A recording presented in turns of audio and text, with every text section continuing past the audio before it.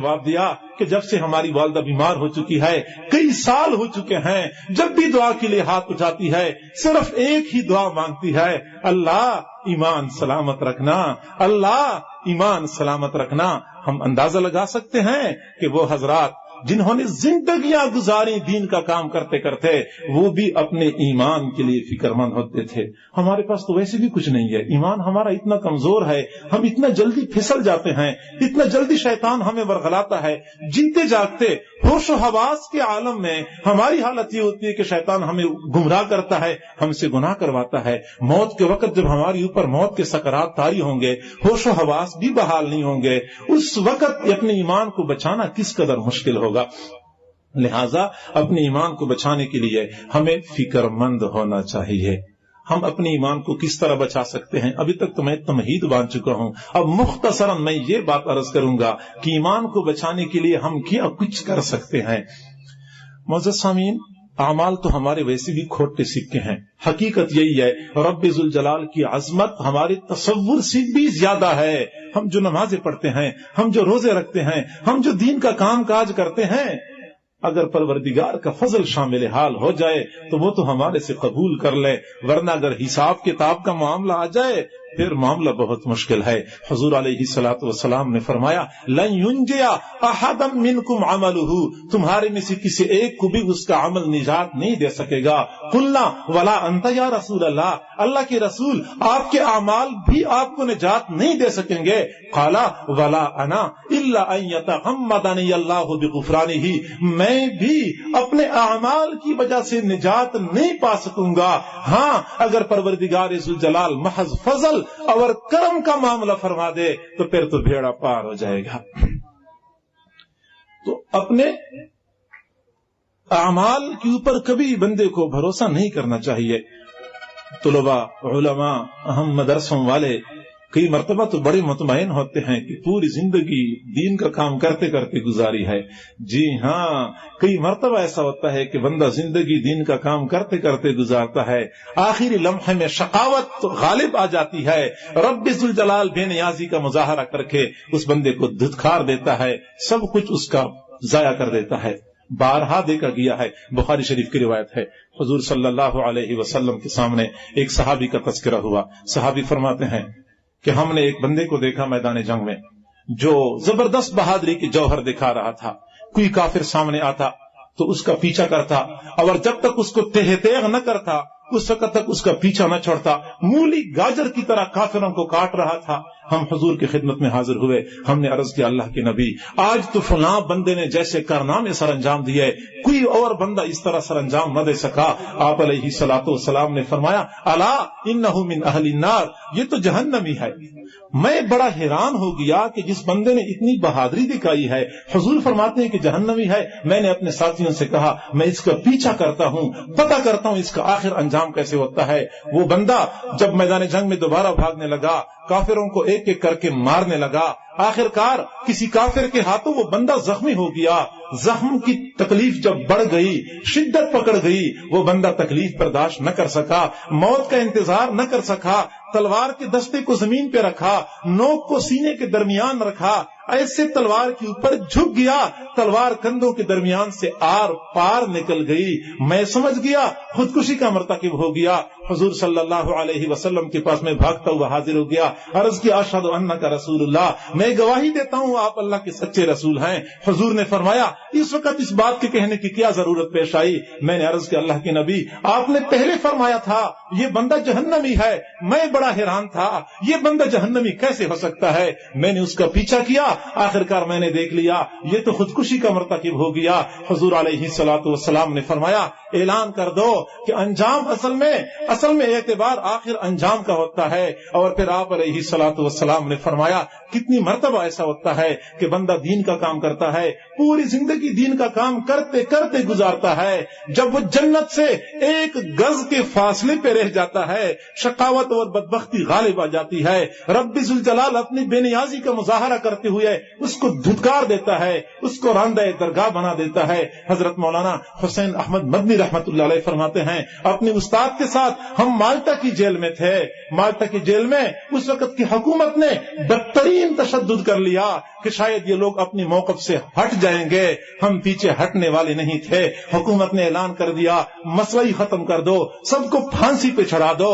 جب جیل کے قیدیوں کو اطلاع مل گئی کہ حکومت نے پھانسی پہ چڑھانے کا فیصلہ کیا ہے، ہم سب خوشیاں منا رہے تھے، ایک دوسرے کو مبارکباد دے رہے تھے کہ چلو ہماری جان دین کے لیے قبول ہو جائے گی، چلو ان مشقتوں سے، ان صعوبتوں سے بھی چھٹکارا مل جائے گا، آخرت بھی بن جائے گی۔ ہم خوشی خوشی اپنے استاد شیخ الہند رحمت اللہ علیہ کے کمرے میں پہنچے، وہ غم سے رو رہے تھے، آنسو بہا رہے تھے۔ میں نے عرض کیا حضرت آپ کو پتہ نہیں چلا کہ حکومت نے ہمیں پھانسی دینے کا فیصلہ کیا ہوا ہے؟ فرمانے لگے اس لیے تو میں رو رہا ہوں کہ حکومت نے پھانسی دینے کا فیصلہ کیا ہے۔ میں حیران، حضرت پہلے تو کبھی آپ موت سے ڈرے نہیں، اس وقت آپ کو کیا ہو گیا کہ موت کے خوف سے آپ رو رہے ہیں؟ حضرت نے فرمایا نہیں، میں موت کے ڈر سے نہیں رو رہا، رو اس لیے رہا ہوں کہ کئی مرتبہ پروردگار ذوالجلال بندے کی جان بھی لے لیتا ہے، قبول بھی نہیں کرتا۔ ڈرتا اس سے ہوں ایسا نہ ہو پروردگار ہماری جان بھی لے لے اور قبول بھی نہ کرے۔ تو ہم جو دین کا کام کرنے والے ہیں ہمیں بھی اپنے انجام کے بارے میں فکر مند ہونا چاہیے۔ معزز سامعین، ابھی تک تو تمہید تھی، مختصراً بات عرض کرتا ہوں کہ ہم ایمان کو کیسے بچا سکتے ہیں۔ ایمان کو بچانے کے لیے قرآن کے ساتھ تعلق کو مضبوط سے مضبوط تر رکھنا پڑے گا، کیونکہ قرآن وہ کتاب ہے جو ہدایت دینے والی ہے، جو بندوں کو اصل منزل تک پہنچانے والی کتاب ہے۔ ان ھذا القرآن یہدی للتی ہی اقوم، یہ قرآن وہ کتاب ہے جو اس راستے کی طرف رہنمائی کرتی ہے جو راستہ بالکل سیدھا راستہ ہے۔ جو لوگ قرآن کے ساتھ جڑ گئے، جن کا قرآن کے ساتھ تعلق بن گیا، دنیا میں بھی عزت انہی کا مقدر ہے، آخرت کی کامیابی نجات انہی کے حصے میں ہے۔ اپنی ایمان کو بچانے کی کوشش کریں، ایمان کو بچانے کے لیے قرآن کے ساتھ تعلق مضبوط سے مضبوط تر بنائیں۔ حضور صلی اللہ علیہ وسلم نے آخری لمحات میں وصیت فرمائی تھی، ترکت فیکم امرین، میں تمہارے درمیان دو امور چھوڑ کے جا رہا ہوں، لن تضلوا ما دمتم متمسکین بہما، جب تک تم ان دو امور کو مضبوطی سے تھامے رکھو گے اس وقت تک تم گمراہ نہیں ہوگے۔ کتاب اللہ و سنتی، ایک کتاب اللہ ہے، ایک میری سنت ہے۔ کتاب اللہ سے تعلق یہ بندے کی ایمان کا ذریعہ بن جاتا ہے، ایمان کی حفاظت کا باعث بن جاتا ہے۔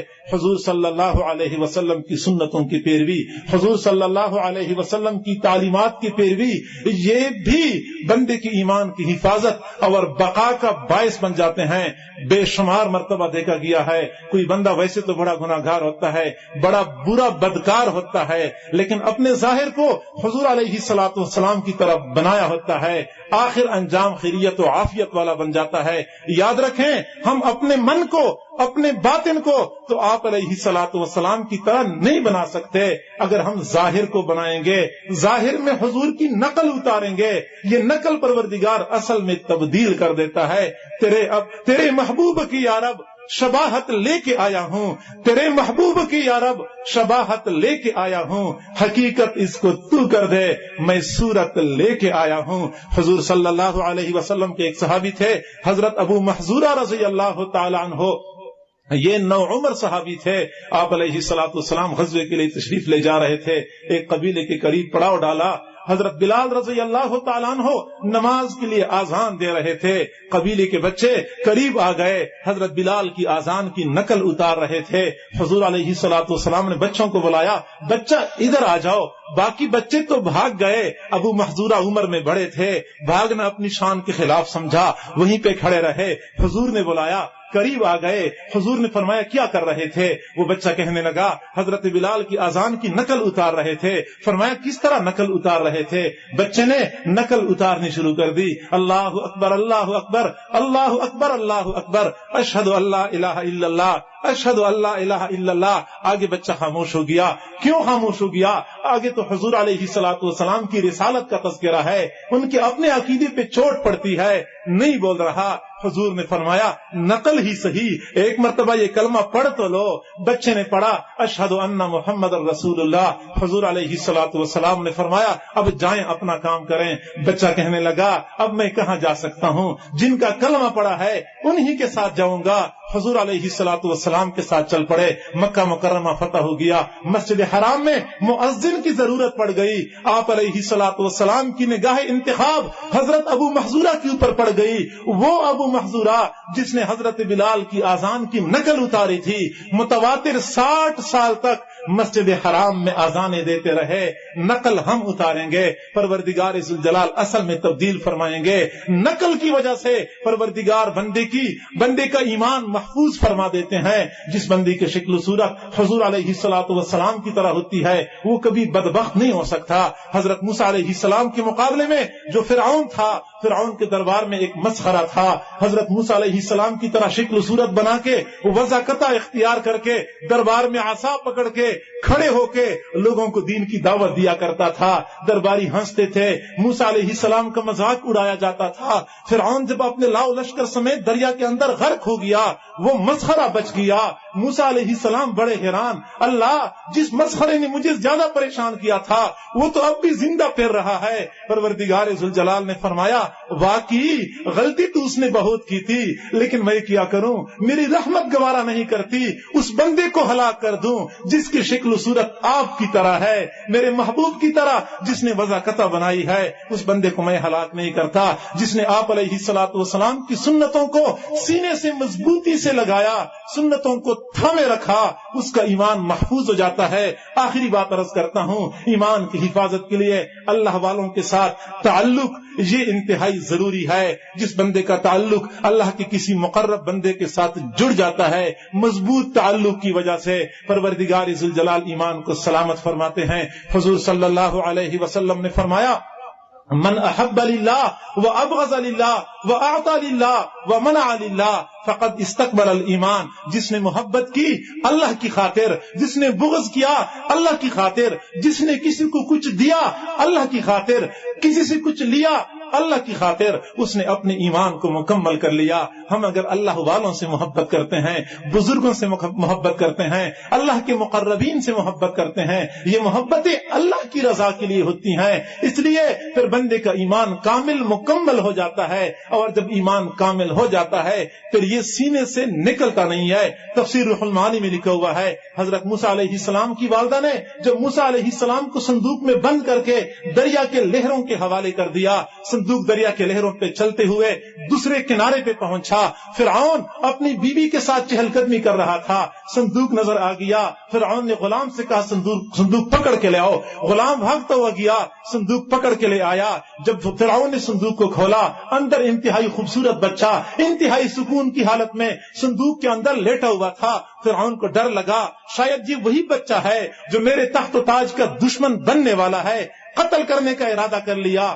بیوی نے کہا لا تقتلوہ، قتل نہ کرو، عسى ان ينفعنا او نتخذہ ولدا، ممکن ہے یہ بچہ ہمیں نفع پہنچا دے، ہم اس کو بیٹا بنا دیں گے، قرۃ عین لی ولک، یہ میری اور تیری آنکھوں کی ٹھنڈک ہے۔ فرعون کی بیوی کہتی ہے میری اور تیری آنکھوں کی ٹھنڈک ہے۔ فرعون نے کہا یکون لک واما انا فلا حاجۃ لی فیہ، تیری آنکھوں کی ٹھنڈک تو ہوگی، مجھے اس کی کوئی ضرورت نہیں ہے۔ فرعون نے اعراض کر لیا، بیوی نے کہا میری آنکھوں کی ٹھنڈک ہے۔ پروردگار ذوالجلال کی شان، موسیٰ علیہ السلام بڑے ہو گئے، نبوت ملی، نبوت ملنے کے بعد جب انہوں نے دعوت دی فرعون کی بیوی تو مسلمان ہو گئی، فرعون ایمان سے محروم چلا گیا۔ نسائی شریف کی حدیث ہے، حضور صلی اللہ علیہ وسلم نے فرمایا لو اقر فرعون بان یکون قرۃ عین لہ کما اقرت بہ امرأتہ لہداہ اللہ بہ کما ہدا بہ امرأتہ۔